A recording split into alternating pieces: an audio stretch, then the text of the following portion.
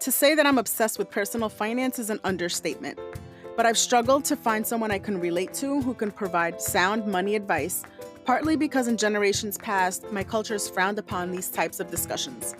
The Check Your Money podcast was created in my quest to find a space of support and network of people just like me that want to grow financially. I'm excited to share ways you can improve your current and future financial health, set and meet money goals, and even plan for retirement in this ever-changing economy. I hope that by the end of this episode, you'll say to yourself at least once, I need to check my money today.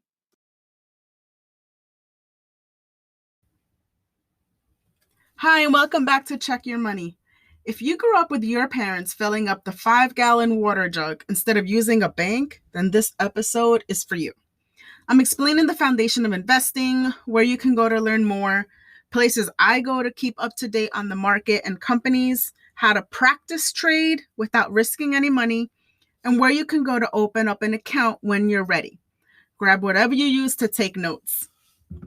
So like I said, today I want to talk about investing. Don't be scared. I'll start by saying that there's a few places you can easily open up an account with zero minimum, like no money, just to open the account, obviously. From there, the only minimum is how much whatever you're going to buy is going to cost. Let me just tell you that one AT&T stock is about $30 right now. So for $30, you're an investor. This is within your reach, even if you always thought that it wasn't. So now that I've got your attention, and wait, before I actually even get started, I need to make sure I say that to give investment advice, you need to be a licensed, registered investment advisor. I'm not providing investment advice in this podcast, not in this episode. I'm telling you what investing means, how you can get started if you're interested, what some options are out there for you to put your money into, and how I got started in investing. From when I got started in investing, I talk about what I do and where I go to do my research.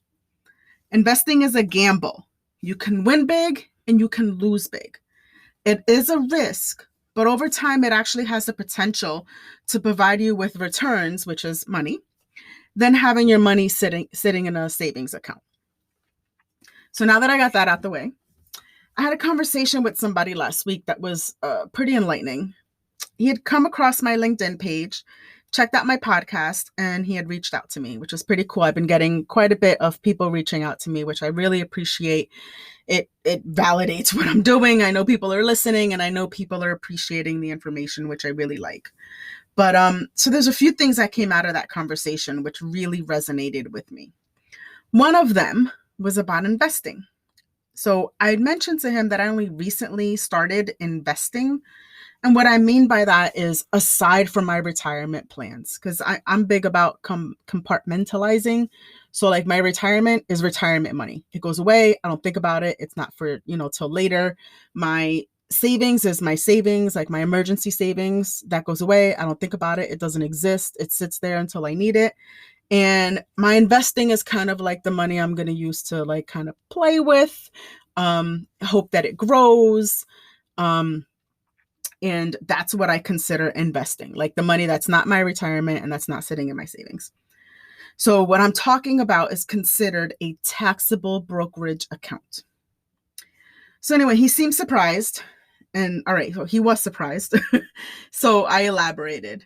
I said that I always thought investing was not for me, not for people like me. I felt that it was out of reach. My parents didn't invest. My dad died at like 63 years old, and I talked about him, in my last episode, but he died at 63 and he didn't even have a retirement account. I remember hearing my aunt had like AT&T stock back in the day, but she worked there. So in my mind, that's just what happens when you work somewhere. It's kind of, the way I thought about it and really think much about it. Like she was, investing. And I know some of you listening understand what I mean. So research shows that Hispanic and Black Americans invest in stocks at a much lower level than whites and Asians with similar incomes and educations. There's been a history of discrimination, and there's also been psychological barriers. Like I just explained before, like I thought that's not something, I do or I could do. As many people are aware and recognize, segregation shut down Black Americans out of adequate educational opportunities. But this doesn't speak to intelligence. It only speaks to experience. And your experiences shape your outlook and they shape your decisions. And when your financial and physical survival is threatened, it's no doubt that these factors will affect your outlook and your decisions. Now, I remember as a kid hiding stuff under my mattress, diaries and all kinds of crap. I saw a meme recently that showed this as the Latino family bank. I was like a lady with like the mattress over her head, and she was like in there fumbling with papers and money. My dad did the 5 gallon water thing. You know, he had put it behind a plant and he would empty it out every so often, which I actually didn't realize was a common thing for other Hispanics.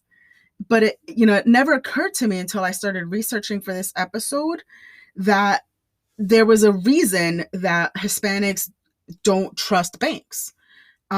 So it's the same as I just talked about for Black Americans, but different, obviously. So they've brought their money beliefs and experiences from their home country, which includes not just the lack of education for some, but the lack of trust in financial institutions because of a corrupt government and poverty. It was just 1 year ago that in Puerto Rico, 6 people were arrested and charged with conspiracy and some other crimes in connection with millions of dollars in federal education and Medicaid funds. Among those were former high-ranking Puerto Rico government officials. So this is still happening now. And don't forget that a lot of immigrants come here seeking political asylum. This is still a thing. Some aren't familiar with the English language, but more importantly, the language of money. So how and why would they participate in something they don't understand? How many of you translated for your parents when you went to school and you had to translate for your parents and your teachers to communicate? I personally didn't, I'll be honest, but I know many who had to. And you know what? There's actually something that comes full circle, for at least for me in my mind. If your parents didn't know the language, right, and you had to be the translator, but as I've explained before, and as many of you know, it's taboo in our culture to talk about money, and your parents don't trust the banks, so they are what's called unbanked. I did the air quotes for those who, everybody who can't see, obviously. And they use the water jug or the mattress method of banking. And add to that, like just kind of keep adding, they don't really teach financial literacy in school. How were you supposed to learn how to make your money grow? We all know how to spend, but we all don't know how to invest. And get this, the more you spend, the more they, the investors, make money. Because your and my spending increases company profits, which in turn increases investor returns. Now, what can you do about it? You can start now. You can learn now.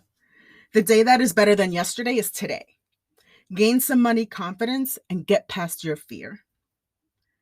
All right, so back in the day, in order to trade stock, you either did it over the phone or through a broker. And brokers didn't really care about the little person, the just dipping my toe investor, because there's no commission in that. I'm not sure even now I'd feel comfortable walking into a brokerage firm office. There's this invisible wall in my mind, and behind that wall are people that they don't look like me, they don't get me, they don't know my life, as I always say. But now there's the internet, and the internet has literally changed everything. And it's put investing within reach of day-to-day people.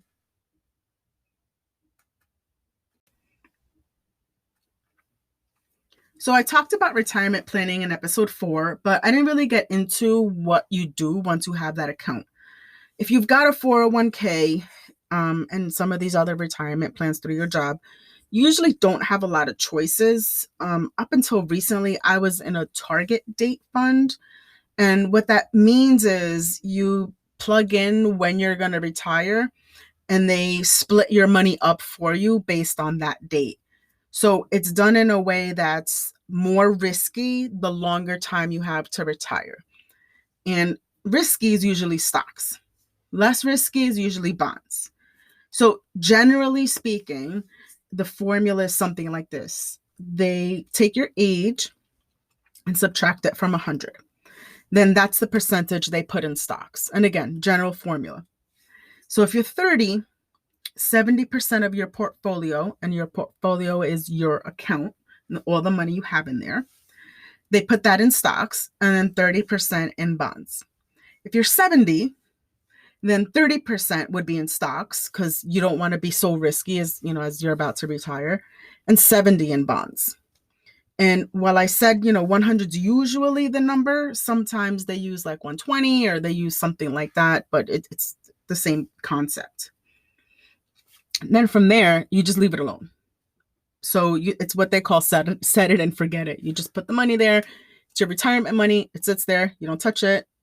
And that's it. So that's one type of investing.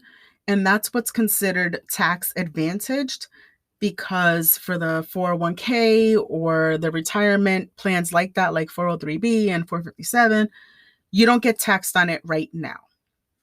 You get taxed on what you put in and the money that you made, which is your earnings, when you withdraw from the account. If you wait till you're supposed to, which is 59 and a half and beyond, you just get taxed. If you touch it before that, you get taxed and penalized. So you get like a fine or whatever, like a 10% fine on your taxes. So you don't want to touch it before you're supposed to, if you can help it.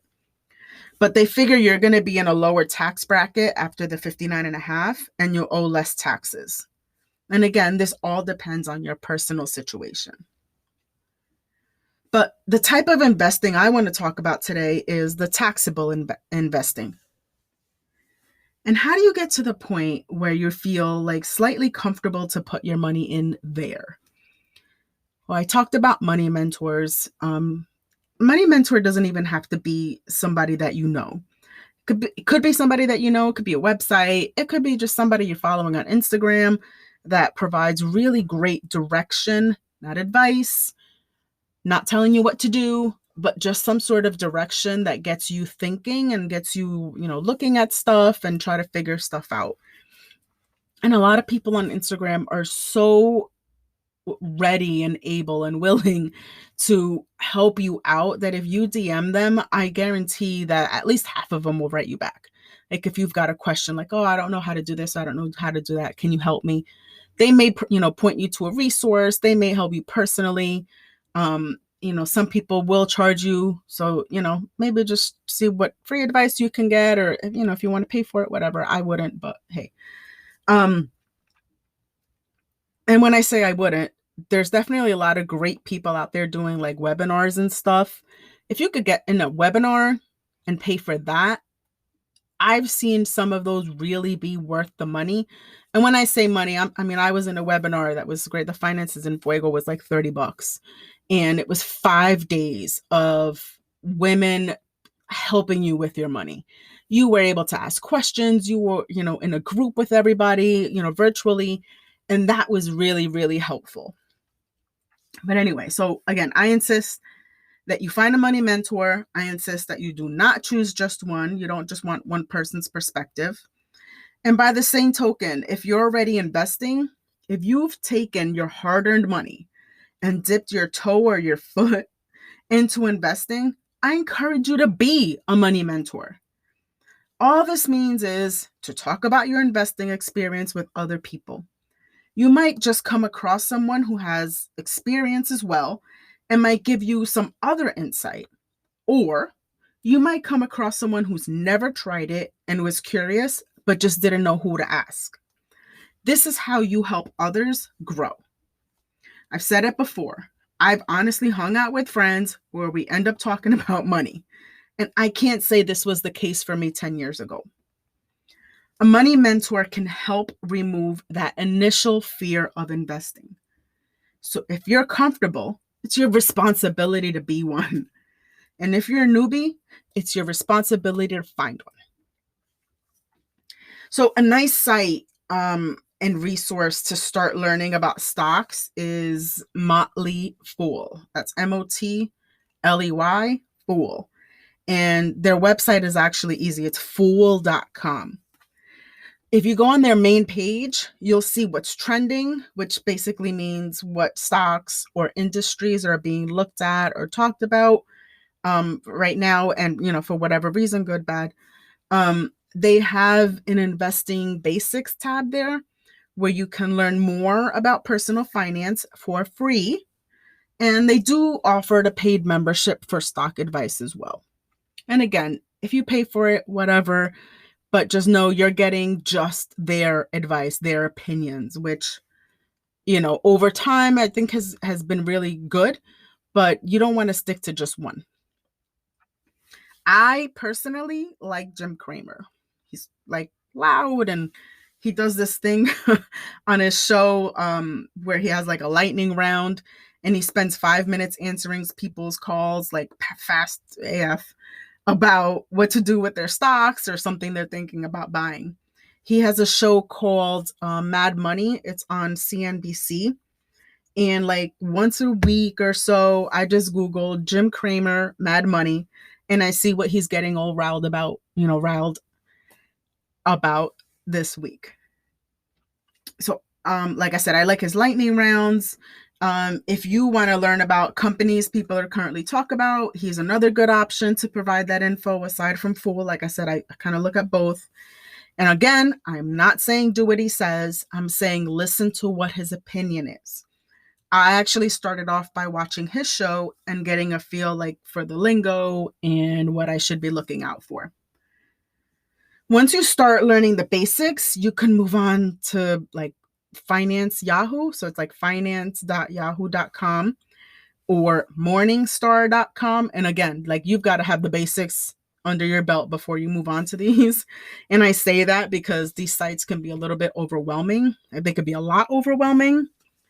They provide a lot of financial articles from a lot of different places. And it could just be like a bit too much information if you're starting out, but it's something to keep in mind for later. So you've got stock, which is buying a little piece of the company. And then you've got this other thing called exchange traded funds. So if you ever hear somebody talking about or see something online or whatever about ETFs, that's what that is, which is like buying a stock, but it's got a few different stocks in it and sometimes more than just a few. They're basically what they call investment vehicles that invest in multiple securities. So a lot of different companies, sometimes different areas, like different sectors. But you could buy it just like you're buying a stock, right? But again, it's a collection of stock or commodities or bonds. So it's a group. And it's a good way to diversify, which diversify just means it's a way to have a few different things. Diversification is actually recommended as an investment strategy, a way to invest, because if you have one stock and it goes down, you're down. If you have an ETF and one of the stocks inside of it go down, chances are that other stuff in that basket, like in that group, may not necessarily go down. So you'll kind of even out. You don't necessarily lose. They could be a good starting point instead of taking a chance on one company. Again, up to you. I own both. Like I own ETFs and I own regular like stocks, like just like company stuff. Then you've got price and you've got yield. You've got buy, hold, sell. Don't go. Wait. The price of a stock, an ETF, go up and down every second of the day while trading is open. So let's say you buy a stock at $30. Then you happen to hear that stock is down. Do not freak out. This will happen. You cannot keep going back and forth and checking. It will go up. It will go down. Okay. And if it's down, it's what they call a paper loss, right? meaning you haven't actually lost anything. I know it looks like it if you log in your account and you say you put in $30 and now it's at 23 and you're like, oh my God, I lost $8. No, you haven't. I swear. It just looks like you lost something, right? It looks like you did on paper. You don't actually lose something until you sell it or unless you sell it. And this is why you can't freak out. Because if you freak out and you sell it, then you did lose. You officially lost. You lost your $8 and that's it. I bought 4 shares of Facebook at like, I don't know, $40, $45 when it first came out. Let's just say $45. So when it first came out, which the correct word is went public. So when it went public, I bought 4 shares of Facebook stock because I was like, I'm not willing to lose more than $200. And there was, I think, fees or something at that time. So I just bought the 4. Then all of a sudden, it starts dropping and people start selling it. I could have actually bought more at under the 45, but I was like, I'm not doing that. I closed my eyes and I left it there. Okay. Technical term for closed my eyes and left it there is hold, right? Last I checked, it was at like $232 each. So I put in about 180, and right now that 180 is worth 928.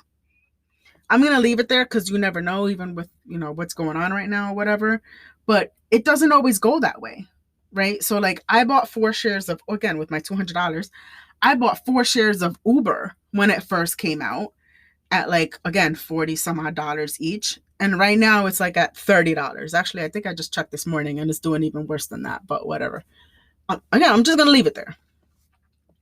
So personally, I like just to buy the stock and hold, but you've got what they call day traders, and those people buy and sell stuff all day long, making money here and there.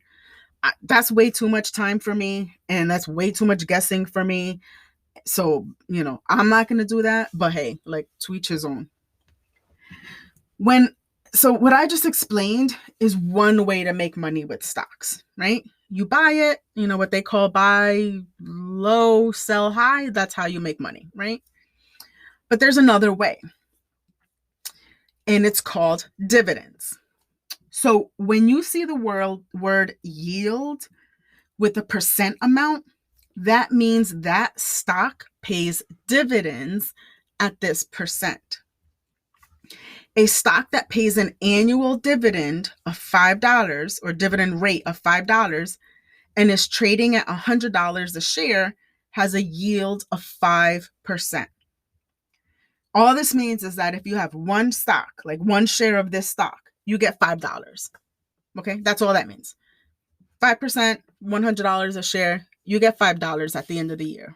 On top of the fact that you still own that, right? Now, you don't have to sell the stock to get your $5. You just get your $5. But if you choose what's called a dividend reinvestment, so when you're, let's just say you decide to buy the stock of AT&T that I just talked about, right? Or whatever, whatever you're going to buy. When you buy it, it's going to ask you, do you want a dividend reinvestment? If you say yes, what they're going to do is at the end of the year, let's just say it's $5, they're going to take your $5 and they're going to put it back into the fund. So you end up getting like a little itty bitty piece of that fund, like another share. And this keeps happening and happening. I have one Simon Property Group. Actually, I think I bought like 25 shares of it or something, but they do dividends too. Like they give you, you make dividends on it. They give you dividends, whatever. And I chose the dividend reinvestment, and I am at the point, and I just got it like recently, like over a couple months ago, and I almost have 26 shares now. So basically they've taken that money, they've put it back in, and they buy more for me, if that makes sense. And so I'm almost at a share that I didn't have to come out of pocket on that is being added to my portfolio. So they're basically using my money to buy me more stuff, and I don't have to do anything. But you can choose to take your $5. The only thing is that if you take your $5, you're going to get taxed on your $5. So just, leave it in there. I personally leave it in there. And then you just kind of keep buying more stocks. So this is the Cliff Notes version. And again, I know I keep talking about the Cliff Notes. And look, this is my thing, okay? But that's the Cliff Notes version of what stocks and ETFs are and how you make money with them. Believe it or not, you can actually practice before jumping in.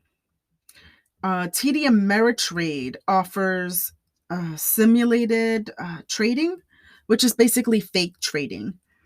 They also have, if you go on their website, they have like hundreds of videos covering every investment topic imaginable, from stocks to ETFs and some stuff I didn't mention because I really just wanted to go over the basics. But the other stuff would be mutual funds, options, bonds, and even retirement. Progress tracking is also a part of the learning experience there. So you'll see how far you've come and what you've learned, and maybe just, like I said, get a level of comfort before you actually start putting money in there. Now, I'll add my air quotes, say you should be debt-free and have your emergency fund set up before you invest. And you could do that, or you could do it all at the same time. Put in the $30. See what happens.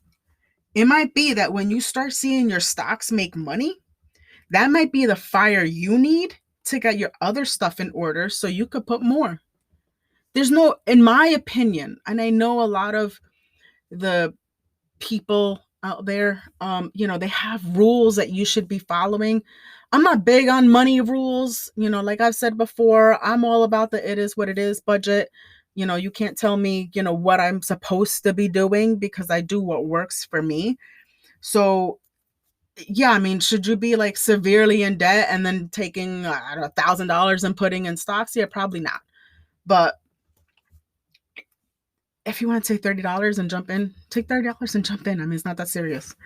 It's $30 at the end of the day that you're going to be losing, not, $3,000 or something crazy. So like I said, the only thing I will say though is you don't want to invest a whole lot of money that you're going to be needing in the next 5 years. So if you're saving like for a short-term goal, you might want to skip investing for now and put that money in a high yield savings. Because like I said, $30 is one thing, $3,000 is a whole other ball game. When you're ready, the easiest thing to do is to find an online brokerage account. Like I said, you could start by investing a small amount of cash or by creating a paper account that buys and sells real stocks, but in an experimental virtual account. So you're not actually, putting your bank information in there. I talked about TD Ameritrade. I like E-Trade as well. I personally have my stuff with E-Trade. But there's a few. So I actually I Googled, online brokerage accounts for beginners, because that'll have like the most research stuff and resources. And 5 came up. So the first one was actually the TD Ameritrade. It says best overall for beginners. E-Trade was the second one. It says best web-based platform. There's also Fidelity, which says great education and research. Charles Schwab has excellent research tools. And the last one that popped up was Robinhood. It said it was easy to use, but there was no tools. But there's just, some that you can pick from there. In order to open up the account, so let's just say you're ready, you're going to open up an account. They're going to ask you for some basic information, your name, your address, email address, stuff like that. But they're also going to ask you for your social security number. Okay, this is normal. Unless you're paper fake trading, if you're actually about to put money in an account, it is normal for them to ask for your social, all right? So don't be alarmed when they ask you for that. I should have added that you'll get taxed on what you make. And I know I talked about the $5 getting taxed, but you'll actually also get taxed on what you make. It's the same as money you make from working. actually not the same. That's what I meant to say. It's not the same as the money you make from working. It's called long-term capital gains, right? So it's not like your wages and all that. And it's taxed at either 0, 15, or 20%, depending on your taxable income. So the money that you do make working and your marital status. So for single people benefit because they get the 0% capital gains rate, so 0% tax, if they're also under $40,000 in income. Okay. Again, this is only for when you sell and if you decide you want to keep the dividends. But this is why they need your social. Then you link your bank account to it so that you can transfer money into it, which is called funding. So funding your account is when you put money into it. So this is for online broker. If you want to buy and manage your own, a brokerage account at an online broker is for you. And you self-direct it is what it's called. So you manage it yourself.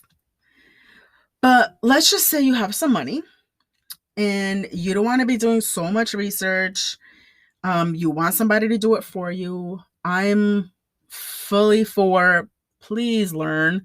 You want to, keep an eye on your money. You want to know what's going on. You don't want to put it in somebody else's hands. But, like I said, in my opinion, it defeats the point of learning. But again, if this is what gets you in until you gain your confidence, then so be it. But if that's what you want, then what you're looking for is called a robo-advisor or a managed portfolio. And I'll be honest, I actually have both. So before I worked up the nerve to get anything past my $200 of Facebook, I did the $200 of Facebook. Then I did this because that was all I really had the nerve for. And I put something in what they call a managed portfolio, which E-Trade has, which is really cool. You put your money in there and they decide what to do with the money that I put in there. So instead of me picking the stocks and me picking the funds, they pick it and they put it in there and they diversify, like I talked about before. So they've got international stuff. They've got money in big companies, little companies, middle-sized companies, a tiny bit in cash. So they do all that work. And again, it's I know what's going on now. I know where they have my money. And now that I've gotten the confidence, I'm putting my money in my own stuff that I'm picking. So you can go both ways. You could go one way. There's no wrong way. I just recommend that whichever way you're picking, that you continue to stay informed and that, you're doing your research. I've got the money in the managed portfolio. It's doing pretty good actually. So I might just leave it. But now that I know a little more than when I started, I might pull it out. I'm not sure, but now that I know better, I might just, what should say, when you know better, you do better. So we'll see. But anyway, that's my way of diversifying, is by putting the managed portfolio and then putting it in the stuff that I know. All right. But that's it. I hope that I've taught you a little something.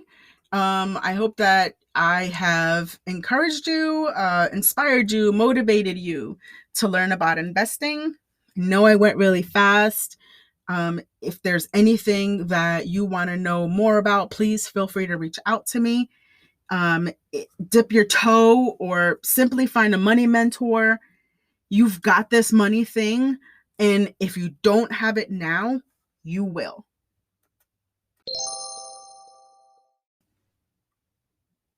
Quick check your knowledge. So are you looking for a job? Most of us know about Indeed, LinkedIn, Hot Jobs, Monster. I might have just aged myself, but whatever. I think those are the bigger ones.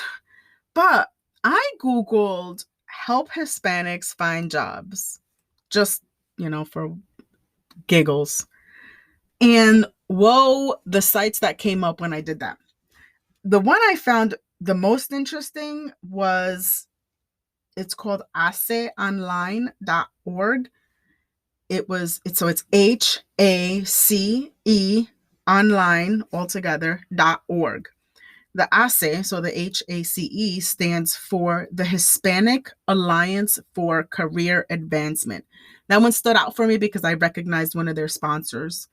You can partner with them or you can use their job search, and they also have leadership programs.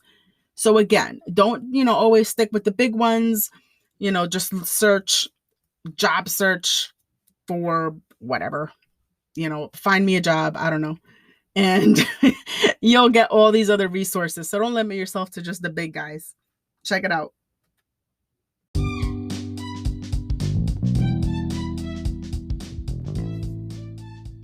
Thanks again for listening to the Check Your Money podcast. I would love to hear from you. You can email me feedback at norma@checkyourmoney.today. And remember to subscribe, follow, and rate at Apple or Google Podcasts or wherever you're listening. Also, if you can, please leave a review if you're enjoying this podcast. It's the easiest way to help it grow and be able to help continue to motivate and inspire others.